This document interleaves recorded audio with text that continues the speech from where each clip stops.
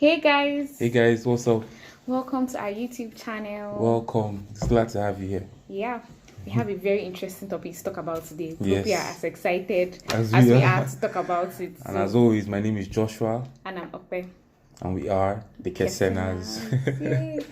Okay, so today we're going to be talking about important conversations to have while you're dating. Yes, while you're dating, there's some very important conversations you need to have that will ensure you start your marriage on a good plane. Yes. So we were talking a few days back, and we were wondering, like, sometimes we hear people having some kind of problems in their marriages, and we are surprised because, wow, that was never an issue for us. And we were trying to think about it and say, okay, what did we do that helped us? What did we do different from others that helped us? That's helped us in our marriage so far. That's prevented us from having a lot of problems. And we discovered it's because we were intentional about our conversations while we were dating. True, like when you're dating and it's a relationship that is pure, no sex, all you have to do is talk. Yeah, when you're not touching, you are talking. You're talking, so all you have to do is talk. So it was very important for us to have that time to just have honest and deep conversations.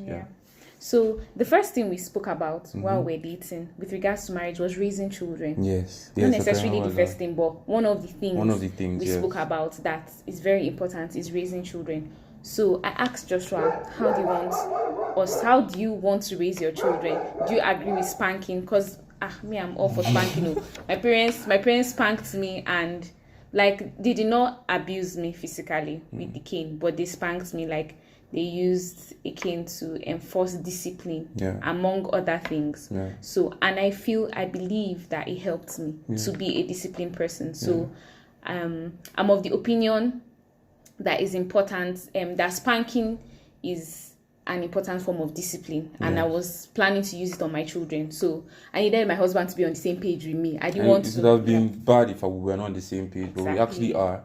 And I actually do believe too that spanking is important, but it's for a certain age. When it has passed a certain age, it becomes abuse. And when it's done out of anger, it's still abuse. So it should be used moderately and constructively. Yes, in a controlled manner. Yes, balance is key. Balance is very the child key. should know why they are being spanked, and spanking is not done out of anger but as a mode of correction, because when it's done out of anger, then it can lead to abuse because you can't control it. But when it's done as a mode of correction, then you can just like give a certain number, and you let the child know why you're doing it. Anyway, so why we spoke about discipline, how we're going to raise our children, is because you need to be united as parents when it comes to disciplining your children for it to be effective.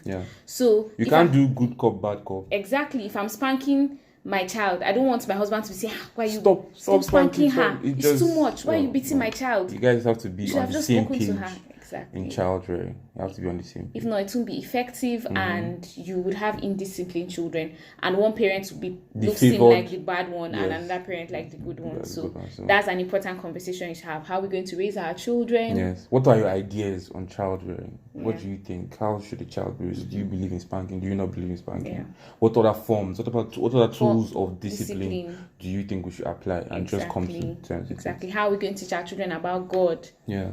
True. So the second point we spoke about was money. We had honest conversations about money, how much we were earning at that time, how much we both had.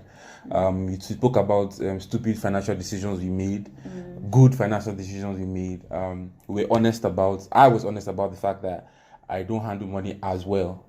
So she told me she handles money well, so I could find the balance. Okay, she handles money brilliantly, and I've noticed it. I have been testament to it. So I was like, okay, fine. In our family, it would be awesome if you are the chief accountant of our family. So that's how we were able to balance the whole money thing. And it just built this stage of trust. Trust that when we were going into the marriage, we had each other's backs when it came to money. So having that honest conversation about money is very important. It builds a foundation of trust where both of you can just talk honestly about the money. So, and you need to be honest with each other, like he said, about the amount you're earning. And I think you can already try to draw up a budget of how you spend your money in marriage. Because we attempted to do that. We said, okay, this percentage goes to tithe when we get married. This percentage goes to house rent, because we knew how much we'll be paying for rent. We didn't really know how much we'll spend on food, but we still like had a certain percentage we'll spend on food. So yes. So that you, before you get married, you're already agreed on your finances, how you want to spend it, and it helps you to know if you and this person are on the same page financially. If this person is prudent, if this person is not prudent, you can determine, you can know about your financial behavior and come together, create a plan that works for both of you. Beautiful, and we actually put out a video about how our finances were for the first year how we manage our finances. I'm sure Joshua is going to put it up here. Yes. Yes, I actually will. Okay. So, yes, and the next one was... next one is past. Talk about your past. Wow, that was a very deep long conversation. Yeah. Like, it wasn't... Somebody has a past. Brethren. A deep, dark past, like the color of his shirt. If his shirt has white, safe, the past doesn't have any white. Anyway. Wow. Really? Okay, we have some white, sorry. All right. Anyway, she's true. I had a very dark past, and it was very important for me to be able to talk to her about my past at my own pace. Like, she didn't tell me everything about your past now. I want to know now. No. And I knew it was important for me to talk to her about my past. So I was able to share my past with her while we're still friends. And it was very important to me. And it was important to her too, for her to know, okay, these are the people you were with, this is what you did, this is what you did. So in the future, when I'm married, nobody can come and say, oh, you don't know me, I did this with your husband, blah, blah, blah, and you'll be caught off guard and stuff. So it's very important to know about your past honestly and fully. It prevents surprises in marriage. There are some surprises you don't want to come up. There are conversations you don't want to hide from your spouse. There are certain people that when you get married and they text you, you don't want to be deleting their messages because you've not told your spouse about this. True. Be open about it, especially if there's someone you plan to commit to the rest of your life. Tell them and let them accept it now. If they cannot accept it now, it's better to part now than to have a broken marriage or to have a marriage where trust is lacking. So I had a past as well. I had dated people which I told him about. I told him about everyone I had dated, what we did and all that. So talk about your past. So it's very important, especially in the fact that my ministry is about sharing the things I went through so that other people can identify with me. If I was sharing that and she did not know about it, it will hurt her because why are you telling people something I don't know? Do you understand? And she had to be comfortable with me actually sharing it also. So it was important for me to share my past as raw, as bad as it was. Anyway, so The next thing is family. Talk about your families. Yes, it's very important. Talking about your families, how you were raised, how your family relationships are, who is who in the family. Everything is very important. It's very key. Say everything about your family, because marriage is not just the union of two people, it's the union of families as well. So I'm becoming a part of your family and you're becoming a part of mine. So it's only good that you tell me everything about this family I'm becoming a part of, and you know about my family as well. So I know what I'm getting into. So there are no surprises. Don't cover up your family, and then when the person gets married, person, I do not know this is the kind of family I was married into. That kind of. You owe it. You actually do owe it to your partner to talk about your family. Yes. Openly and honestly. Okay. Talk about the gospel. That one. Yes, I think it's very important. Because it builds up how you love. It builds up how you forgive. It builds up how you leave room for mistakes. If you don't talk about the gospel and how this person understands the gospel, it's a problem. Because there's a time we went for holiday at a resort and then we were watching what's the name of this movie? I Can Only Imagine. The person that wrote I Can Only Imagine. And then we could so connect and relate on that level of our love for Jesus personally. Like, she has a personal love for Jesus, I have a personal love for Jesus. Yeah, so we're talking about the gospel. Yes, and how important it is. Like, we were able to connect on such a level because she has a personal relationship with the Lord. I have a personal relationship with the Lord. So when we watched the movie, I Can Only Imagine, it was such a loving moment. Like, we personally, we both had this romantic, blushing thoughtful moments. Even just thinking about it now, I was getting goosebumps. Like with the Lord on our own, and then we could talk about it together because we were on the same page about who God is to us and how much He loves us and how much He forgives us. So it's very important to bond on that fact. Even how zealous you are about the gospel is amazing. It's amazing when the person you're with matches that zeal. It's very awesome. And now where there are so many kinds of churches, there are so many kinds of teachings, you have to be sure that the person you are getting married to or you're in a relationship with agrees, like you have the same understanding of God and what God expects of you. Because if you're in two different churches that have two different doctrines, two different understandings, is going to create a problem in your relationship, because this is what I understand to be true and right, this is what you understand to be true and right. How do we merge that? What do we tell our children? What do we teach our children is true and right when both of us are not even in agreement? I remember when you get married, they're functioning as one. So your doctrine, your understanding of God and the gospel has to be on the same page. So you have to talk about how else would you train your children up if you don't agree on the fundamental facts and doctrine of the gospel? So it's very important. Also talk about your goals in life. Do you want to get a master's?